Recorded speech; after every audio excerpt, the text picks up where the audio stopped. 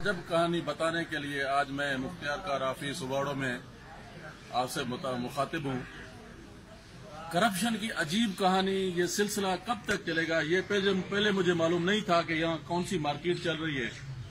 जो मेरे कजन के ऊपर 10 दिन पहले जो जाली एफआईआर उबाड़ो और डैर की थाने पे हुआ था, उसकी बेल 3 दिन पहले सेशन कोर्ट ने मंजूर की। वेरीफाई लेटर 3 दिन से इधर मुख्तियार कार ऑफिस में पड़ा है। वो कभी रिकॉर्ड गायब है, कभी पटवारी गायब है, कभी कोतवाल गायब है। ये सिर्फ वजह क्या है कि ये पैसे लेने का तरीका है। ये पहले नहीं होता, मुझे पता नहीं था कि कैसे ये लोगों से पैसे लेते हैं। जो पटवारी बदनाम थे, आज मैं वाजे आपको बताता हूँ, जो पटवारियों ने जो तरीका बनाया पैसे का बनाने का, वो ऐसे गरीबों के जेब से पैसे निकालते हैं।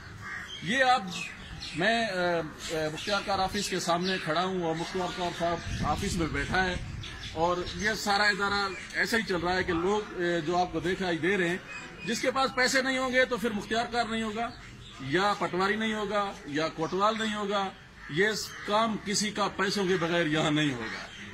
तो ये मैं आपको बताना चाहता हूँ। अभी जो कह रहे हैं कि सिंधियों के साथ जुल्म, एक वो बड़ा मछली पकड़ी गई है, सिंधी वो नहीं है। सिंधी ये गरीब है, ये गरीब है। मैं सिंधियों को वादे तौर बताना चाहता हूँ, जो आपके जेब से डाके डाल के बड़ी मछलियां बनी हुई हैं, ये आपके पैसे से बने हैं। इंशाअल्लाह ये तहरीक इंसाफ ने जिम्मा उठाया है। ये किसी खाते में कहीं पे भी तहरीक इंसाफ खामोश नहीं बैठेगी, आवाज आपके लिए बुलंद करेगी। मैं आज की डेट में देख रहा हूँ कि ये अगर इस बात पे एक्शन नहीं हो रहा तो इंशाअल्लाह मैं सेशन कोर्ट में चला जाऊंगा, उसके बाद हाई कोर्ट में जाऊंगा, एंटी करप्शन कोर्ट में जाऊंगा, लेकिन खामोश नहीं बैठूंगा। ये आवाज आप सब दोस्तों ने शेयर करना है, ये आवाज चीफ सेक्रेटरी तक पहुंचानी है।